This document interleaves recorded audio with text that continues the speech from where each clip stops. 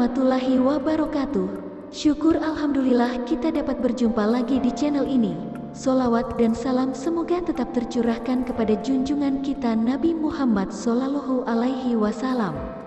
Harapan dan doa saya, semoga saudaraku semua selalu diberi kesehatan, dilapangkan rezekinya, diampuni dosa-dosanya dan dipanjangkan umurnya. Amin amin amin ya rabbal alamin. Sahabat Lentera Islamiyah yang dirahmati Allah Subhanahu wa Ta'ala. Dikutip dari kitab Riyadhus Shalihin karya Imam Nawawi, semoga Allah merahmati beliau, amin. Diceritakan dari Abu Abdurrahman Abdullah bin Umar bin Khattab, ia berkata, saya mendengar Rasulullah telah bersabda, pada masa sebelum kamu, ada 3 orang berjalan-jalan hingga terpaksa bermalam di dalam gua. Tiba-tiba ketika mereka sedang dalam gua itu, jatuhlah sebuah batu besar dari atas bukit dan menutupi pintu gua tersebut sehingga mereka tidak dapat keluar. Salah seorang di antara mereka berkata, sesungguhnya tidak ada orang yang dapat menyelamatkan kita semua kecuali kita semua berdoa kepada Allah dengan menyebut amal-amal soleh yang pernah kita perbuat. Salah seorang dari mereka berkata, ya Allah, dahulu saya mempunyai ayah dan ibu yang sudah tua renta, dan saya sudah terbiasa tidak memberi minuman susu seorang pun sebelum keduanya, yaitu ayah ibuku, baik pada keluarga ataupun hamba sahaya. Maka pada suatu hari saya mencari kayu dan terlambat pulang sehingga keduanya kutemui sudah tidur pulas. Saya terus memerah susu untuk persediaan minum keduanya. Oleh karena kudapatkan keduanya tidur, maka saya enggan untuk membangunkannya dan saya pun tidak memberi susu kepada keluarga dan budak saya sebelum saya memberi minum kepada kedua orang tua saya. Maka kutunggu keduanya hingga terbit fajar dan akhirnya bangunlah keduanya sehingga meminum susu yang saya perahkan itu. Padahal semalaman itu juga anak-anakku menangis terisak-isak di dekat kakiku.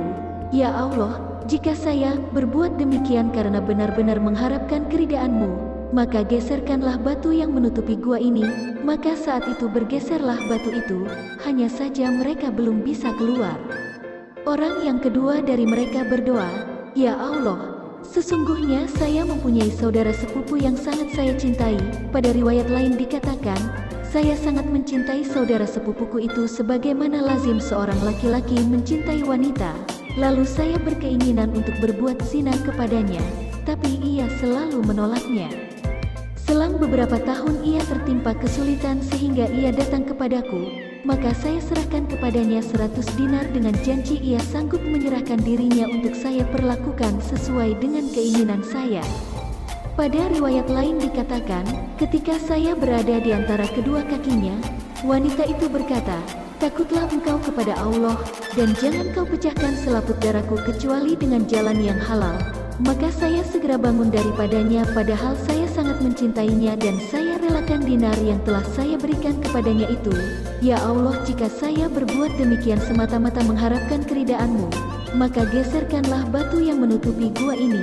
Maka bergeserlah batu itu menyisih sedikit, tetapi mereka belum juga dapat keluar dari gua itu. Orang yang ketiga dari mereka berkata, ya Allah, dahulu saya sebagai majikan mempunyai banyak karyawan. Semua karyawan kami beri gaji dengan sempurna kecuali seorang yang tidak sabar menunggu untuk mengambilnya. Lalu gaji orang yang tidak diambil itu saya kembangkan sehingga menjadi banyak. Setelah beberapa tahun dia datang kepada saya untuk mengambil gajinya yang dahulu ditinggalkan seraya berkata, wahai hamba Allah, berikanlah gaji saya yang dulu itu. Maka saya berkata, semua kekayaan yang ada di hadapan-Mu meliputi onta, sapi, kambing dan orang yang menggembalakannya adalah gajimu. Orang itu berkata, wahai hamba Allah, janganlah engkau mempermainkan aku. Saya menjawab, saya tidak mempermainkanmu. Lalu orang itu pun mengambil seluruh harta yang ada di hadapannya tanpa meninggalkan sedikit pun. Ya Allah, jika saya berbuat demikian karena mengharap ridha-Mu, maka geserkanlah batu yang menutupi gua ini. Maka dengan tiba-tiba menyisihlah batu itu sehingga mereka semua bisa keluar dengan selamat.